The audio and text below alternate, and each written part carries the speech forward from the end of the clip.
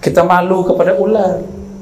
Ular itu tidak pernah dapat membawa makanan. Ya, kita benci ular, tapi ular tidak pernah benci kita. Ular sampai makan, dia tidak pikir, dia tidur, dia tawakal. Kita kalah dengan burung-burung. Burung itu punya tawakal, disebut tawakal yaumi. Inilah amalan Imam Abu Yazid. Abu Yazid berguru kepada burung, karena burung pun ada ruhnya. Apa kata Imam Abu Yazid? Suatu kali, saya sudah pernah cerita ini di banyak kajian. Sila nanti simak lagi videonya. Selepas salat subuh, imam masjid, hafiz Quran, ahli fiqih, ahli hadis, melihat di pojok bagian kanan, sudut bagian kanan, ada Syekh Al-Imam Abu Yazid Al-Bustami masih berzikir. Orang-orang semua berangkat kerja, tapi Abu Yazid masih putar tasbih. Ya, kita punya silsilah, ya, tasbih kepada Imam Junaid. Ya, ada namanya musalsal bis subha. Ya. Abu Yazid masih zikir, putar tasbih, subhanallah, subhanallah, subhanallah. Datanglah nih tuanku imam, tuan guru imam nih. Apa kata dia? Hai Abu Yazid, bima taqutu hadzal yawm? Kalau engkau duduk begitu tidak berangkat bekerja, engkau makan apa hari ini? Siapa yang tanya? Imam. Dia imam salat, imam subuh. Kata Imam Abu Yazid, u'idu salati, saya akan ulang salatku, karena berimam kepada imam yang tidak kenal kepada Allah yang maha menghantarkan rezeki, tidaklah sah. Ini mazhab tidak boleh dipakai, ya. Ini cukuplah mazhab Abu Yazid. Di mazhab fikih taklah, ya. Tapi ini hanya boleh untuk orang-orang seperti beliau. Abu Yazid punya amal solat di 1000 masjid di zaman itu. Masjid jarang lah, jalan kaki sepenuh negeri, Pak. Ada yang mau amalkan thariqah Abu Yazid? Tawakal seperti burung. Dia ulang sholat. Ilmu ini turun. Salah satu pewarisnya di generasi jauh setelahnya adalah saudara Imam Ghazali, namanya Ahmad Al-Ghazali. Suatu kali Imam Abu Hamid Al-Ghazali memimpin sholat. Dia ahli fiqih, tapi di dalam benak dia ada banyak perihal masalah darah haid. Dia terfikir sebelum sholat, apakah tanda perempuan selesai haid? Terbawa ke dalam sholat. Allahu Akbar, ya Allah, warna darah haid, ya Allah. Isi hati dan pikiran dia Allah bukakan kepada Imam Ahmad Al-Ghazali, saudaranya. Setelah sholat, Imam Abu Hamid Al-Ghazali ditegur oleh saudaranya. Wahai saudaraku, oh my brother, ya akhi, kenapa engkau menyembah darah? Kira-kira begitu kalau di bahasa lepas, ya. Imam Ghazali tobat dengan itu. Ya tubu ila Allah, dia tobat. Maka ahli-ahli zikir nih, ahli-ahli qalbu, dia bertobat bukan hanya dari dosa mata, itu orang awam. Bukan hanya dari dosa telinga, dosa lisan, dosa kemaluan, dosa perut, tangan, kaki, itu biasa. Tapi mereka bahkan taubat dari dosa fikiran dalam salat. Semoga kita ini diizinkan Allah naik makom ke makom itu. Ya. Oleh karenanya, jika selesai selepas solat baca assalamualaikum kanan, assalamualaikum kiri, minta ampunlah kepada Allah. Katakan, ya Allah, solatku belumlah khusyuk, sedangkan engkau mengatakan qad aflahal mu'minun alladzina hum fi salatihim khashi'un. Ya Allah, aku belumlah beruntung.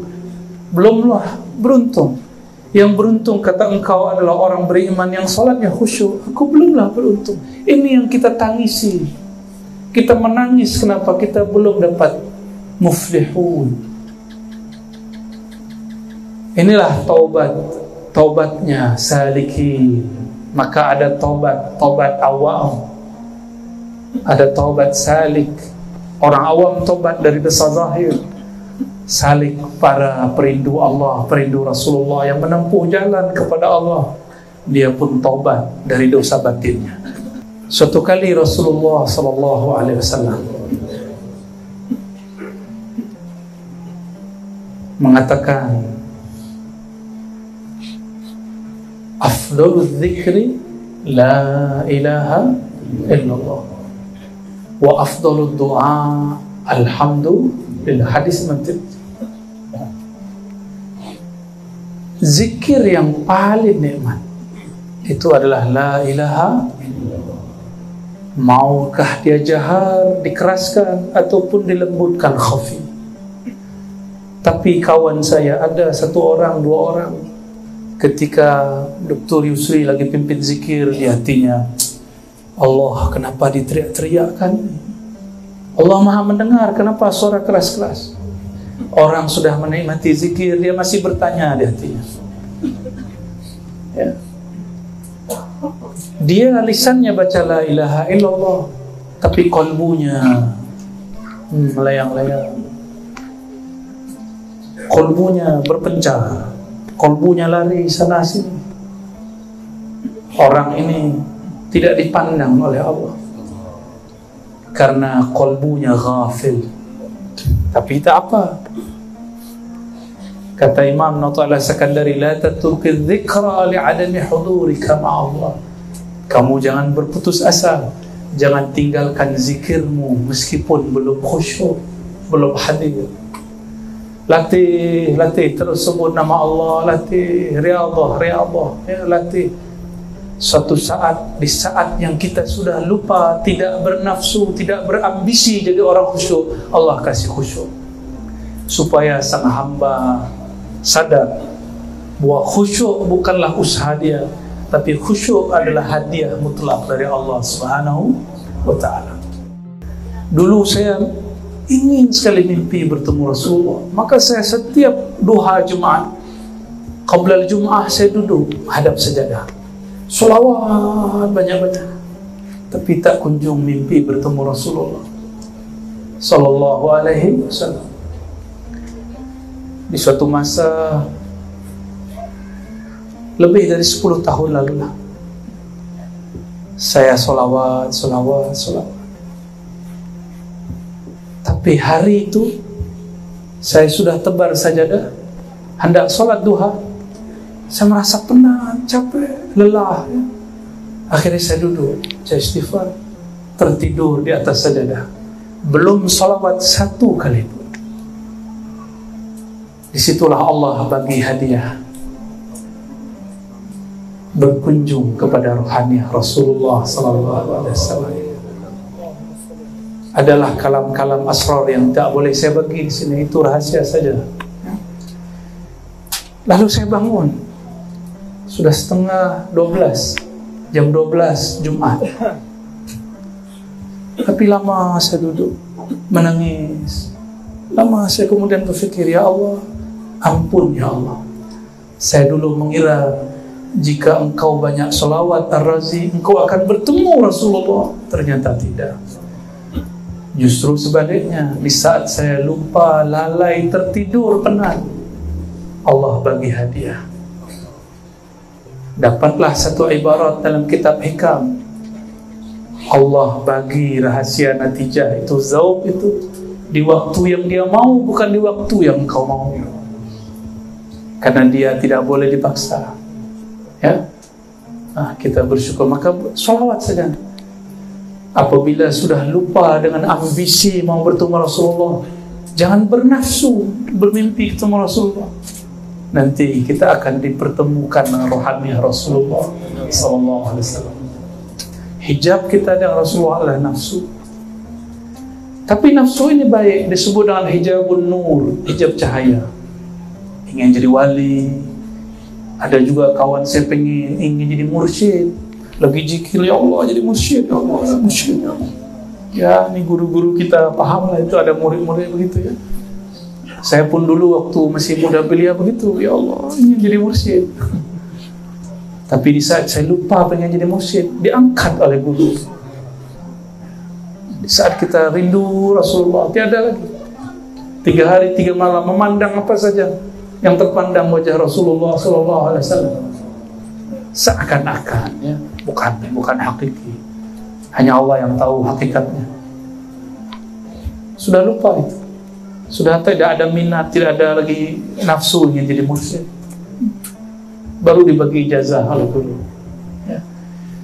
Maka tuan-tuan, puan-puan, afdhalul dzikri la ilaha illallah. Zikir paling iman la ilaha illallah. Dan yang paling mengerti la ilaha illallah siapa? Maka pintu untuk menikmati la ilaha illallah adalah ma'rifatu Rasulillah sallallahu alaihi wasallam. Mengenal, mengetahui Rasulullah SAW. Maka saya berharap tuan-tuan, tuan guru, para masyayikh, alim ulama, hidupkan majelis selawat. Hidupkan. Boleh pakai apa? Terbangan, rebana, boleh tidak? Itu hanya manhaj, cara. Ya, ada yang suka ramai, tuh Dr. Yusri suka rock, tahu ya? Tuh. Ada yang suka lembut. Itu cara-cara guru. Kita tak boleh mengatakan saya tak suka guru fulan, dia zikirnya keras. Jangan atur-aturlah guru, ya. Suul adab itu. Saya suka guru fulan, berarti kita ikut guru dengan nafsu. Jangan ikut guru dengan nafsu. Tanggalkan nafsu. Ya.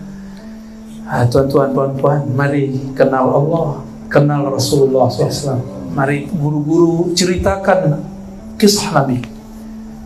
Umat ini tidak akan pernah bosan jika ada dalam kolbunya dan nur Nabi Muhammad, tidak akan bosan cerita Nabi. Sepakat? Ya, maka guru-guru, tuan-tuan, banyak-banyak cerita Nabi. Nabi, apapun cerita, sebanyak apapun kisah, tidak akan pernah habis. Tidak akan pernah habis. Jadi jangan pernah bosan, ya.